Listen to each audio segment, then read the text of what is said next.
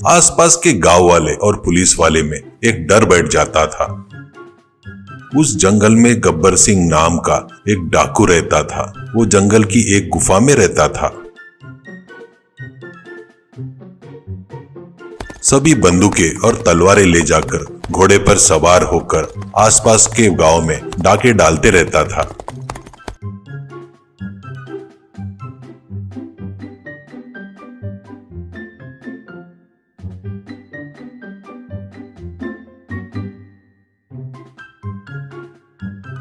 चोरी करने से पहले उसका साथी पूछता है, भैया इस बार कौन सा गांव लूटना है? तो गब्बर सिंह हंसते हुए कहता है, पैसे वाले गांव में ही तो माल मिलेगा, गरीबों के पास क्या रखा है चिल्लर के सिवा। जब चोरी ही करनी है तो कम मिलेगा, वहां क्यों जाएंगे। अमीर लोगों के घर पर, बैंक में, सोने की दुकानों में जो भी दिखता था वो छोड़ता नहीं था।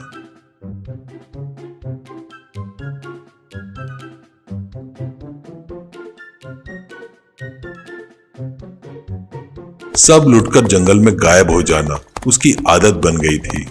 जीप में पुलिस उसका पीछा करती थी तो जंगल में घुसने के बाद चोरों का नामो निशान ही नहीं मिलता था।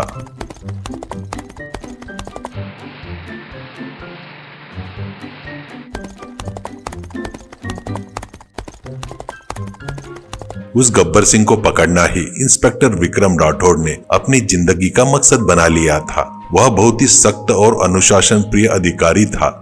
गब्बर सिंह के मामले में उनके बड़े अफसर ने फोन करके कहा, और कब तक पकड़ोगे उसे पकड़ोगे करके तुम्हें वहाँ पर ट्रांसफर किया है। मेरे बड़े साहब के सामने मैं तुम्हारी तारीफ की है। पता है तुम अब अगर उसे नहीं पकड़ पाए तो सिर्फ तुम्हारी ही इज्जत नहीं, मेरी भी इज्जत जाएगी। विक्रम राठौड़ ने जवाब दिया, सर उसी के लिए नींद और खाना छोड़कर घूम रहा हूँ सर। उस गब्बर सिंह को पकड़कर ही रहूंगा सर। मुझ पर भरोसा रखने के लिए धन्यवाद। उसे पकड़कर हमारे डिपार्टमेंट की इज्जत बचाऊंगा सर। दूसरा गब्बर सिंह आएगा तो इस बार डर के मारे पैदा ही नहीं होगा सर। गब्बर को कैसे पकड़ना है इस पर वो अपनी टीम के साथ हमेशा चर्चा करते रहता था। अगर मैं इस बार गब्बर को नहीं पकड़ा तो मेरी वर्दी का कोई मतलब ही नहीं है। वह कितने दिन छुपकर भागता है मैं भी देखता हूँ, वो अपने साथियों के साथ कहता है। एक दिन एक सिपाही ने डरते हुए कहा, सर चंबल का जंगल बहुत बड़ा है सर, इतना आसान नहीं है। वो गब्बर सिंह का अड्डा है, वो चप्पा चप्पा उसे पता है सर। इस पर विक्रम सिंह ने कहा, जंगल बहुत बड़ा है तो क्या हुआ, जुर्म से तो बड़ा नहीं है ना। उसे पूरा जंगल पता है तो भी ठीक है, मैं उसे पकड़कर ही दम लूंगा।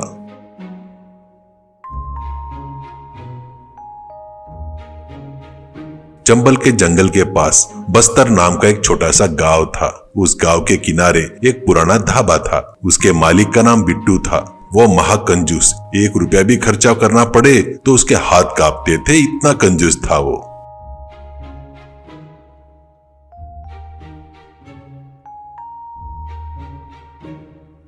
बिट्टू रोज अपने काम करने वाले पर चिल्लाते रहता था, अरे क्यों इतना तेल डाल रहे हो? चिकन के टुकड़े इतने बड़े क्यों रखा? ग्राहक को छोटे टुकड़े देने चाहिए, समझ में आया ना? ऐसे चीखता था, चिल्लाता था।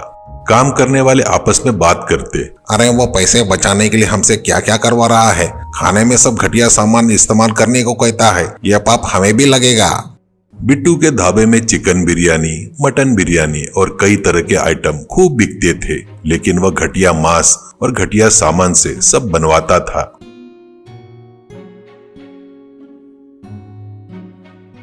एक नौकर ने कहा, अरे मालिक ऐसे मांस और सामान से बनवाए खाएंगे तो लोग बीमार पड़ जाएंगे। बिट्टू हंसता है, बीमार पड़ेंगे तो डॉक्टर के पास जाएंगे ना, तुझे क्या तकलीफ है? बीमार होने के बाद फिर खाने के लिए आएंगे ना, जा अपना काम कर बेवकूफ कहीं के। बिट्टू के पास लड्डू नाम का एक नौकर भी था। वह ईमानदारी से काम करता था। बिट्टू का काम उसे बिल्कुल पसंद नहीं आता था। लड्डू ने एक दिन हिम्मत करके कहा, मालिक ऐसा करना पाप है, मेरी बात मानिए और यह पाप करना बंद कर दीजिए, यह ठीक नहीं है। बिट्टू गुस्से में बोला, तुझे पसंद नहीं है तो तू अपना काम छोड़कर चला जा, लेकिन मुझे फालतू का ज्ञान मत बांट।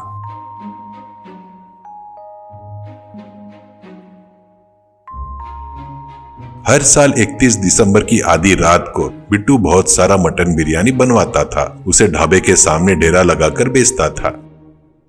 साल का आखिरी दिन है बाबू, साल का आखिरी दिन, आधी रात को आइए आइए, पीना है, खाना है, जूमना है, पीना है। आज रात एक मटन बिरयानी खरीदे तो दूसरी फ्री, एक खरीदे तो एक फ्री। आइए, ये मौका हाथ से मत जाने दीजिए। बिट्टू ऐसे चिल्ला रहा था। तब लोग झुंड के झुंड में आकर खरीद रहे थे। यह देखकर लड्डू दूसरे नौकर से बोला, हाँ, बोली जनता एक खरीदने पर फ्री मतलब वो बिरयानी कैसे बनाता है ये भी नहीं सोच रहे हैं। इसका मतलब उन लोगों के लिए ऐसा ही आदमी सही है, दाम कम रहे तो बस है। यह जनता किसी के भी पीछे भागती है, पागल जनता। एक दिन गब्बर सिंह अपने गिरोह के साथ बिट्टू के ढाबे पर धाबा बोल देता है। ढाबे में मौजूदा ग्राहक उन्हें देखकर डर के मारे भाग गए। काम करने वाले भी भाग खड़े हुए। लड्डू मात्र एक कोने में छुपकर सब देख रहा था। बिट्टू कांपते हुए गब्बर सिंह के पास आया। गब्बर भाई, ढाबा लूट के ले जाएंगे तो आपको क्या मिलेगा? गब्बर बोला, अच्छा क्या रे, हिसाब सिखा रहा है क्या? बिट्टू ने कहा, मेरे पास एक उपाय है भाई, वो काम करोगे तो मेरे ढाबे में मिलने वाले पैसे से कहीं ज्यादा पैसे मिलेंगे आपको। गब्बर सिंह हैरानी से पूछा, क्या है बोल, अगर मुझे पसंद आया तो तेरे ढाबे को कुछ भी किए बिना चला जाऊंगा यहाँ से, बोल क्या है? बिट्टू ने इधर उधर देखा और धीरे से कहा, अरे गब्बर भाई, आपको पता है या नहीं, पर मुझे पता है। 31 दिसंबर की आधी रात को मैं यहाँ पर मटन बिरयानी बेचता हूँ। वो इस गांव वाले लोग बहुत पसंद करते हैं। लगभग पूरा गांव खरीदता है मेरे पास से। आज 31 दिसंबर है, आज उस मटन बिरयानी में बेहोशी की दवा मिला देता हूँ। वह खाकर लोग बेहोश हो जाएंगे। गाँव के सारे घर आप आराम से लूट सकते हो ना। गब्बर सिंह हंसा। अरे तू तो मुझसे भी बड़ा चोर निकला रे, तेरा आइडिया मुझे बहुत पसंद आया। इस बार तेरे ढाबे को छोड़ रहा हूँ। कहकर सब लोग वहां से चले गए।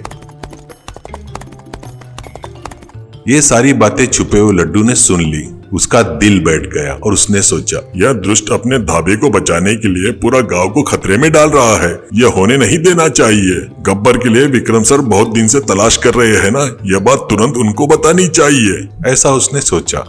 फिर लड्डू सीधे पुलिस स्टेशन गया। इंस्पेक्टर विक्रम राठौड़ के सामने खड़ा होकर सब बता दिया। विक्रम ने हैरानी से लड्डू से पूछा, तुम जो कह रहे हो वो सच है लड्डू? लड्डू ने जोर देकर कहा, सर मुझ पर भरोसा कीजिए सर, भगवान की कसम खा रहा हूँ। 31 दिसंबर आधी रात को पुलिस वाले सादे कपड़ों में ढाबे के आसपास छुप गए थे। लोग बिरयानी खरीदना और खाना शुरू कर चुके थे।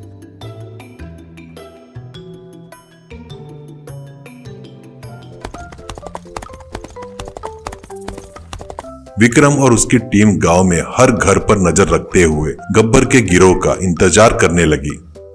आखिरकार गब्बर का गिरोह गांव में घुसता है और एक घर में चोरी कर ही रहा था कि पुलिस ने उन पर धावा बोल दिया। हाथ ऊपर करो, इस बार तुम्हारा खेल खत्म। विक्रम ने चिल्लाते ही गब्बर सन्ना रह गया। इस तरह गब्बर सिंह और उसके सारे साथी गिरफ्तार हो गए। बिट्टू को भी पुलिस ने गिरफ्तार कर लिया। कोर्ट में जज ने कहा, अपराध करने वाले के साथ अपराध की योजना बनाने वाला भी बराबर का दोषी है, इसलिए तुम सबको कड़ी सजा सुनाई जाती है। गब्बर और बिट्टू को जेल की सजा सुनाई गई। वे जेल चले गए। विक्रम राठौड़ ने खुद लड्डू को पैसे दिए और कहा, शाबाश लड्डू, गब्बर के पकड़ने के लिए तुमने जो अहम भूमिका निभाई थी, इसके लिए सरकार ने तुम्हें 10 लाख का इनाम घोषित किया है। ईमानदारी का यही इनाम है। लड्डू ने कहा, मैंने अपने गांव को बचाया है सर, मैं वही चाहता था, वह मेरे लिए काफी है सर। चोरों से हाथ मिलाने वाला भी चोर होता है। लालच और लोभ से बढ़कर ईमानदारी बड़ी होती है सर, आखिरकार वही जीतती है सर। डियर फ्रेंड्स, अगर आपको ये वीडियो पसंद आई तो हमारे चैनल को लाइक, कमेंट और सब्सक्राइब जरूर करना और हाँ, अपने दोस्तों के साथ इसे जरूर शेयर करना। धन्यवाद।